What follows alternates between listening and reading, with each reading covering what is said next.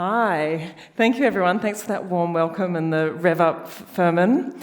I too would like to acknowledge the Gadigal people of the Eora Nation and pay my respects to the elders past, present and emerging. Wow, thanks for having me. It really is a big crowd tonight. I missed a bit of that pop quiz. I'd like to just see who again is an architect in the audience and who's not. Yeah, wow, it's about 50-50. I'm going to scrap that chapter on innovation in guttering and draining to cater to the non-architects here. So my talk is called An Architectural Life So Far in 9 Exhibitions, and that's really what it is. That's my whole introduction. I'm going to talk about influential exhibitions that have affected our architectural practice at Tribe Studio. So the first exhibition is a group show of craft and art featuring my mum, my beautiful mum, Helen Tribe, and we think it's circa 1979. So there's the exhibition on the left, and my mum made these like really gnarly and highly textured wall hangings. Here she is with my dad. That's my mum, Helen, and my dad, Tony. Tony's here. Hi, Dad. Dad's an architect. Mum's not an architect, but she used to argue that, she used to say, or joke rather, that she'd contracted a sexually transmitted degree. So I wonder, as part of that vox pop, has anybody in the audience got one of those? Hi, darling. Just you, Malx. So Mum and Dad were actually creative collaborators, and they worked on these wall hangings together. They'd work on the composition, and Dad would draft them up like those beautiful Annie Albers drawings from the Bauhaus, and Mum would work on colour and texture. And they were really concerned with figure ground, with absence and presence, obviously with a lot of craftiness, and colour. And these are two of my favourite. I really love the figure in the ground that's an absence that's made present by the woolliness or the stringiness around that picture of the sun. Here's my mum with her wall hangings. And here she is at her loom. I have really sepia-toned memories of sitting at her feet as a small child. My brother Daniel had a small loom, and he made small wall hangings while my mother was moving that shuttle up and down and making really huge pieces. We would listen to Spike Milligan or Monty Python and giggle and chat, and her creativity really included us. And the women she had exhibitions with, who were ceramicists and jewellers and potters, and there was probably a macrame artist in there because it was 1979, those women were also working with young children, and they included us in their studios and let us experiment with whatever their media was. This is the house we grew up in. It was designed by my dad. It's on a steep bush site. And by the time Mum and Dad moved out of there in 2016, those two angophoras had grown into the most mighty and majestic, wondrous trees you've ever seen. There are a few Sydney School remnant moments, but this is much later. It's on a steep bush block, face brickwork, but as this magazine article says, it was designed to counter our allergies. Here's the inside, and there are some works in this photo by women from Mum's Creative Craft Collaborative. If anyone wants to see me later, I can tell you how to decorate beautiful rooms in tune with your star signs. It's a handy reference to have. And looking at this, I got a little visual memory to one of my favourite projects, one of my favourite architects, the Spanish thinker and designer, Kodak, this is Casa Ugalde is a house we return to again and again. And I did wonder if there was a little visual memory or a little echo that makes me love this house, maybe because of that material similarity with the house I grew up in. Here's my brother Daniel on the deck. Daniel's here. He's still got these shorts. Daniel's 4 years older. He was a really supportive and loving big brother. He did all the architectural playthings, so he was a prodigious Lego builder in the spaceship era of Lego building. He made forts. He played with Meccano, and he has really, really enormous hands then and now, and he's incredibly dexterous with him, and he made these incredible model aeroplanes. He and Dad would do architecty things like camping and sailing yachts. And together, the other house they made was this house which they gave me for Christmas when I was 4. I was not interested in architecture gameplay. Like, all those stereotypes of what architects do when they were kids were not things I did. I wasn't interested in Lego. I was interested in the kind of construction that involved stitch or weave or fibre and doing things with my mum and her friends in their studios, or cooking. I loved to draw and I loved to read novels, and I would make narrative play and little domestic scenes unfold within interiors.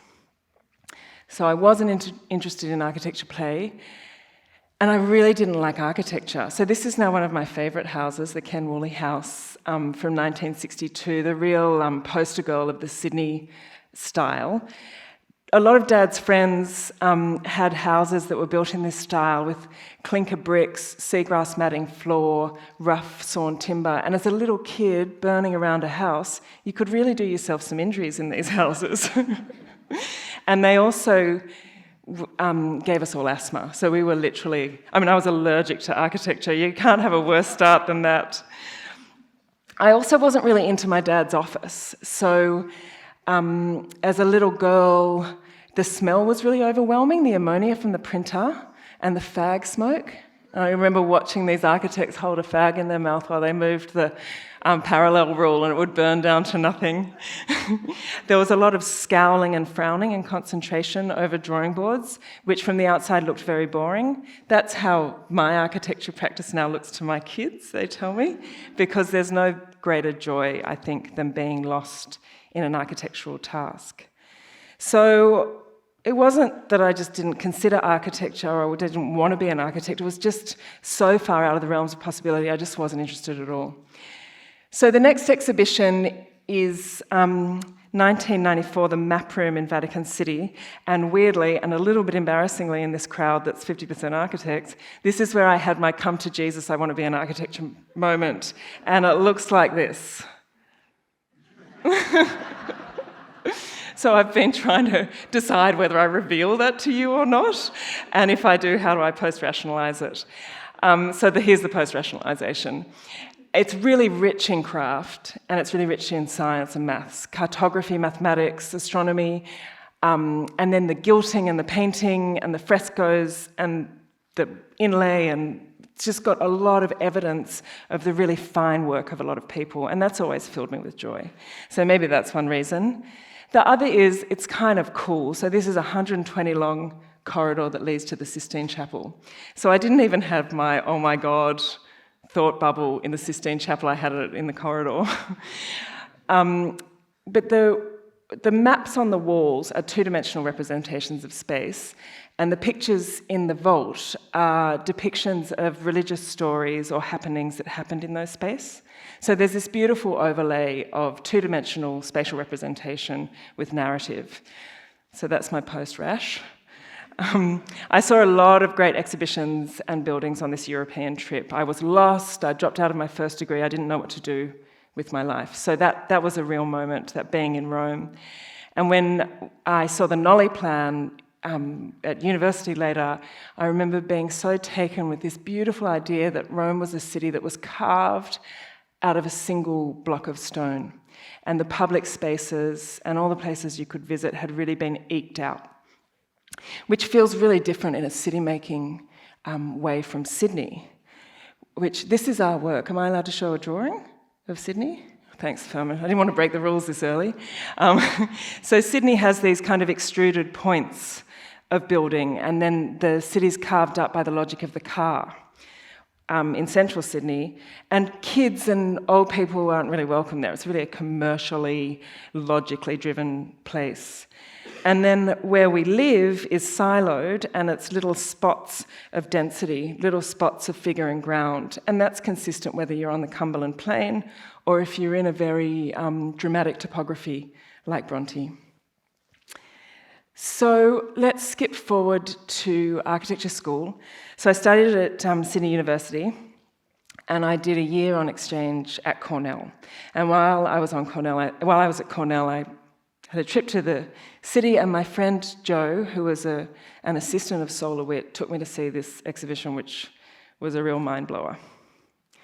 So a retrospective of LeWitt's work in 2000 in the Breuer building, the Marcel Breuer designed Whitney Museum. What an absolute cracker.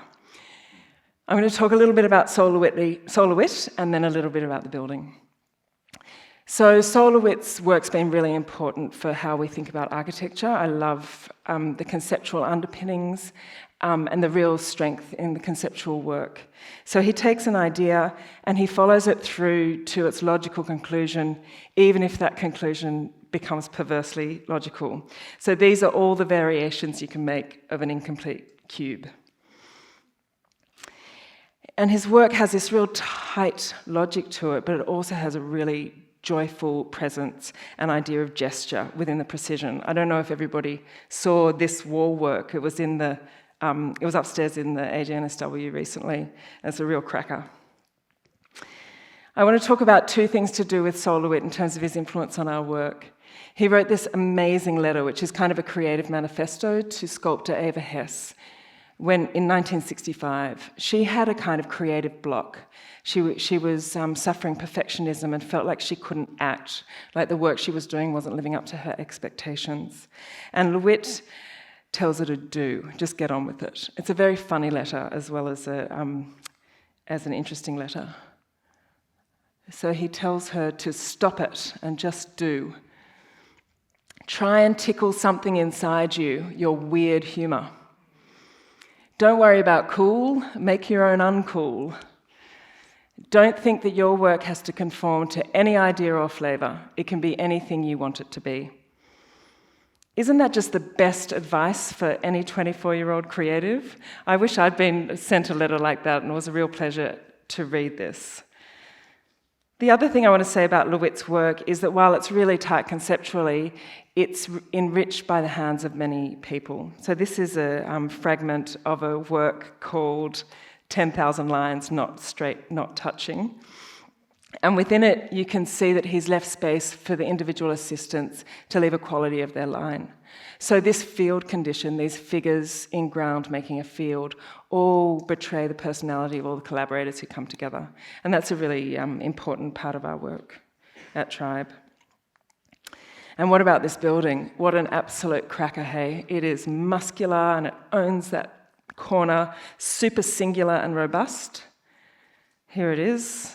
But at the same time, it's got these real elements of whimsy. So it's a big block of stone with an inverted ziggurat carved out of it, and this really amazing sense of figure ground in that section and in that street diagram, which recalls some of my other favourite Portuguese architects, Areias Matus, with this the way they construct their plans and sections with this really great sense of solid and void.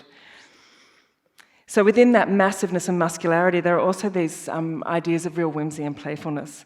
So the bridge across the moat at the street has this kind of bird-like presence. And then I remember the first time walking into the ground floor, it was like it was a sea of perfect, radiant young breasts across the ceiling. I want to tell a story or just highlight the importance of the client in all architectural work. So the Whitney collection of American art was started by Gertrude Vanderbilt Whitney, who was an heiress, sculptor, and collector of avant-garde art. How fabulous. And it was her daughter, Flora Payne Whitney, who commissioned the Whitney Museum from Marcel Breuer. And look at her, she just does not give a damn. She is going to innovate. It was a wildly unpopular building. Can you imagine? Everybody hated it, and she did not care.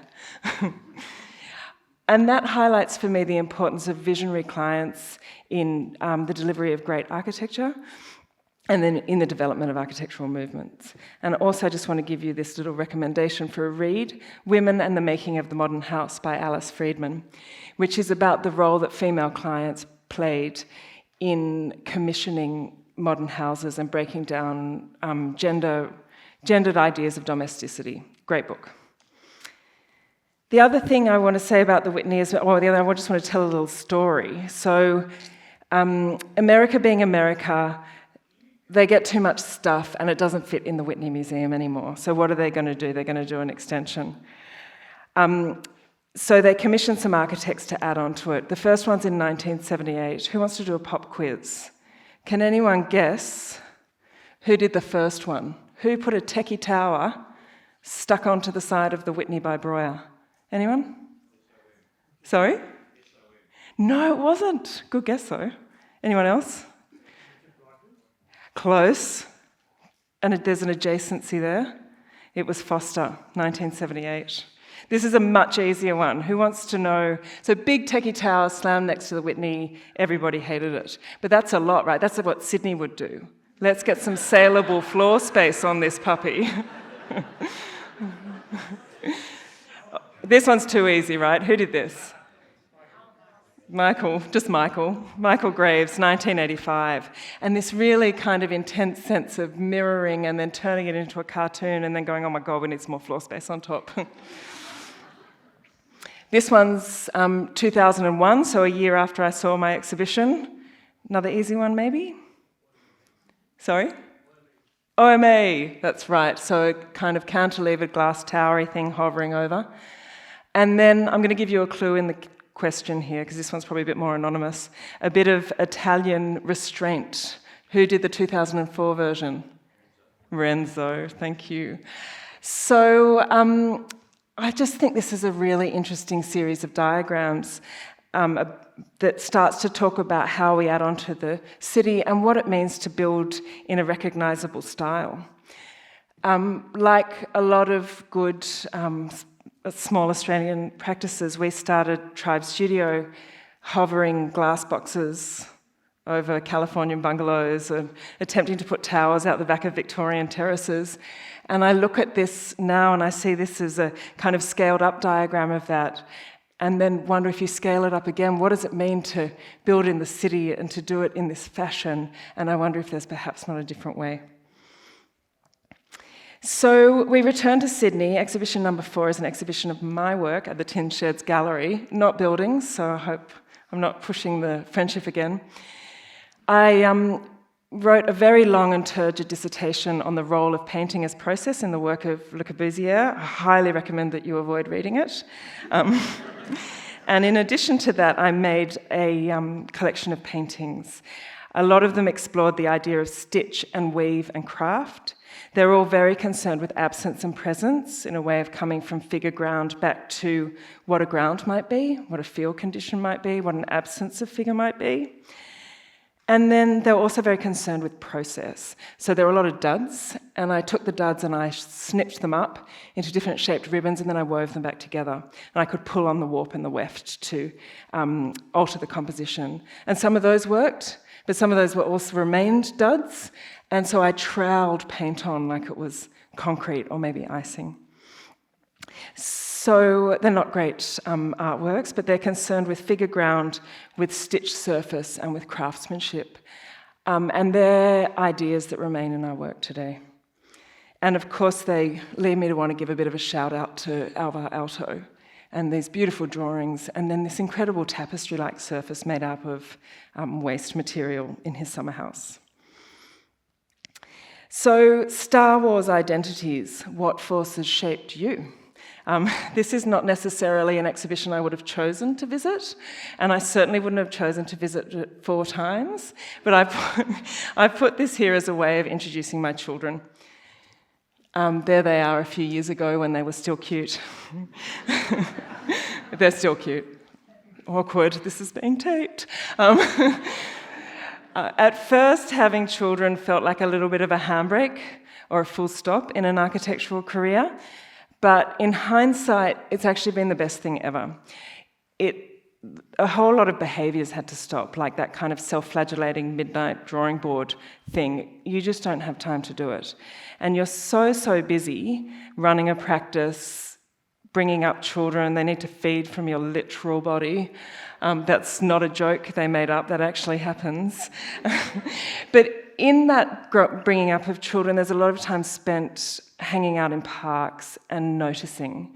So you do a lot of attending to them and to their needs, and attending to nature, attending to the light in the trees, attending to the wind, attending to the little lizards they want to play with and hopefully not torture. And they really taught me a new way of seeing landscape, space, and light differently. And they're awesome. The next exhibition was also an exhibition that changed how I think about landscape. It was songlines tracking the Seven Sisters at the National Museum of Australia.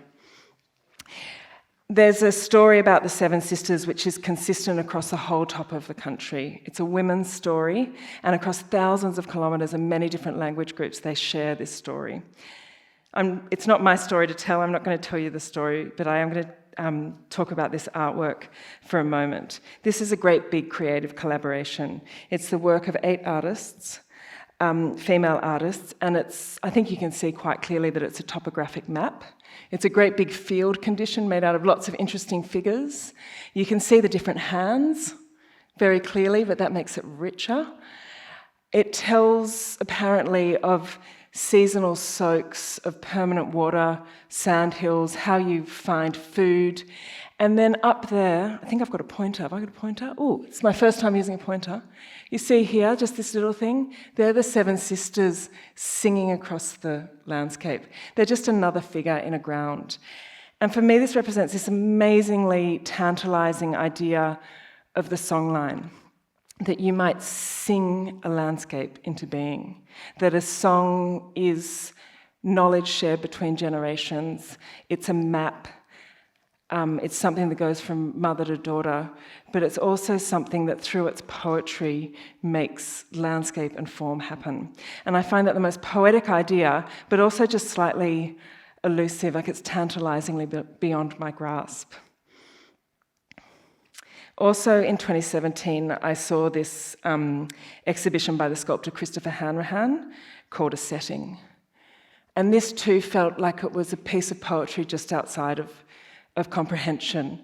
They're very fine steel and bronze bas-relief sculptures, and they've got a runic quality or a calligraphic quality, but I can't read them.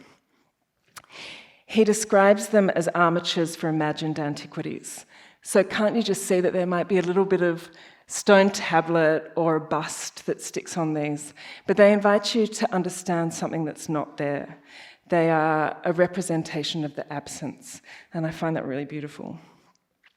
Of course, they recall Carlo Scarpa's work, really directly with the tracery of metal, but also the way in which he meets a precious building, like the Castel Vecchio or the Whitney, where it is, with specificity and precision, and this idea of the creation of armature. So I went to see this exhibition when my mum was in surgery. She was having a really long surgery. She had a terrible brain tumour, which she referred to as the motherfucker. These things are a presence that describes an absence, and they're akin in a way to the way angofferas perform after a fire. So the mother tree, if she burns down, grows epicormic saplings out of the trunk, and they make a ring. And the presence of the saplings describes the space in which the mother tree once was. When my mum was dying, my brother, my dad and I, my sister-in-law, my husband, we nursed her, and we made a ring around her. But her creative women also made a circle around her. And we made a beautiful space around her so that she could leave. The last 2 exhibitions are exhibitions by my friends who are artists and who also made a big fat circle around me when I needed them. So I'll start with Gemma Smith. She has a current show on at Sarah Cottier Gallery called On Off. She's an amazing painter, and I've been obsessed with her work since before I met her. And we met about 10 years ago, and we started a big fat creative conversation about making things, really, about concept, about revision and iteration, and about sometimes having to go through a destructive process to then rebirth a work. So in this work, she told me that she was creating 3 works in a triptych with big geometric shapes on them that could be rotated so they could be hung in a multitude of different ways. I mean, what a cool idea architecturally. It's like tessellated tile mathematics, but in huge canvases. And she was working away and she was layering them up, and it just wasn't working. And in the end, she said, no, I've strangled one. And this painting is called Strangle Painting. And she literally strangled the painting in a giant lilac tangle. I find this such a beautiful evocation of the creative process, that you have a really tight logical idea and you work it and you work it and you work it. And sometimes it pays off, but sometimes you have to strangle it in order for it to be reborn. The final exhibition, number 9, is the work of Caroline Rothwell, What If We Could Remember the Future, which is also on at the moment at Rosalind Oxley Gallery. Caroline's work is concerned with climate, the environment, botany, our bodies, and she's working across all these different media with an incredible level of mastery. There are video works, the sculptures, concrete sculptures poured into stitched permanent formwork, assemblage, painting, drawing, collage. And when I look at this and I see this tight conceptual underpinnings, but then this incredible freedom of expression, it makes me wonder about these guys again. And maybe there's a way we can respond to our city and to insertions of our city that's not about a recognisable brand position for our architecture firms, but is about something that's more than that. Maybe it's more like Caroline's gauge. Maybe it's tickling some more of that weird humour. So that's my architectural life so far in 9 exhibitions. I hope there are at least another 9 more to come. And I'm just going to close out with a couple of thank yous. Again, Furman and A&A, thank you for having me. Thank you to my beautiful family. I think to grow up in a loving, supportive and creative family is an enormous gift. And I'm really appreciative for that, and I hope that we're giving that to our boys. To the team at Tribe, past and present, what a pack of legends. Architecture's a big chorus, and we're making it together. Tonight I'm standing up here and doing a solo, but I'm only here because when we sing in unison and harmony, it's unreal. So thank you very much. Thanks for all the fun. And to Malcolm and my boys, thanks for all the weird humour. Thank you.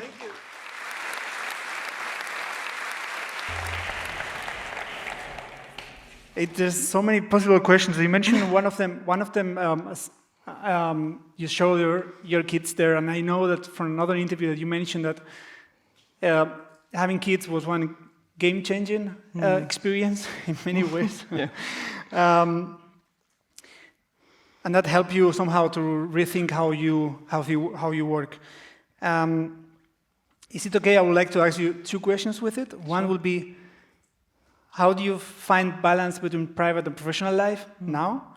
And at the same time, if you think that having kids makes you a better architect in a way that you are kind of more aware of the future generation or kind of more aware of the responsibility? Look, I'm not... Well, the first one, how do you find balance? I mean, how does anybody find balance? Either any architect or any parent. I have a friend who's not an architect, but she has she's got 2 businesses, and she says, you know what, balance is easy if you just spread out the time frame. She's like, my kids were happy in January, my relationship was good in March, the cupboards were clean in July, the staff were happy in September. So I think, balance is probably a matter of measuring. What was the other question? And the other is being a better architect? Oh, I don't know if it... Look... I don't know if... I don't know about a better architect, but I think having to ratchet the empathy up to 11 has got to be a good thing, and also increase a degree of patience, or to learn to be a more patient person. And I think the really interesting thing that it did was help me... So my older son's 13, and it really helped me to trust in the team and to allow them to find their own leadership or their own creativity. And that led to, I think, a much more nuanced understanding of creative leadership, which might be quite personal. I'm not suggesting this is for everybody, but I believe that the best ideas happen in our studio when there's something that happens between the imaginations of 2 people. so that they have this kind of bouncing and leapfrogging energy and playfulness to them. So rather than, feeling vaingloriously like it's all about me, Furman, which it is right now, fabulous. I think it's been really good as a creative model for practice, and probably an idea about a more joyful idea of creativity. Actually, I do have in my notes that you mentioned that your team is, how do you say that? They are cracking brains and super talented with big curves. She said that at some point. And super talented with brick curves, you guys. And it's also challenging with that I have two questions. Maybe we can do it with a short answer. One is, it must be hard to find the right people that fits. So how do you make sure that you find the right people for you and for the team? And at the same time, how good are you at delegating? Well, I think they're terrible questions. I think you have to ask the guys. I would like to delegate that question to my team. Thank you. That's a good answer. Good choice. No. Look, I'm not sure. I think any practice has an evolving character, and I think I have this theory about architects that it takes 3 architects to make one good architect. So you have somebody who's kind of fizzy with new ideas and can generate stuff, then somebody who can create the momentum in that, knows when to pull in the consultants and keep it moving, and then somebody who just gets the work done. So that means you always hire people in multiples of 3, or so always? Yes, this is 27, true. 30. Yeah. I'm not superstitious, but we're going to decorate by the stars later on and only hire in 3s. How many people will take one good client? Oh, wow. Well, it's interesting. 5? Sometimes you have a client that's a big group, and you only need one good person in there. And sometimes you have a client who's, maybe a couple, and they're 3 people, because the fights between them have their own character in our residential work. I think... Depends. Only one. All right. Hannah, thank you a lot for the nice talk, and we will meet each other during the roundtable discussion. Thank you a lot. Thank you. It was very nice. Thank you.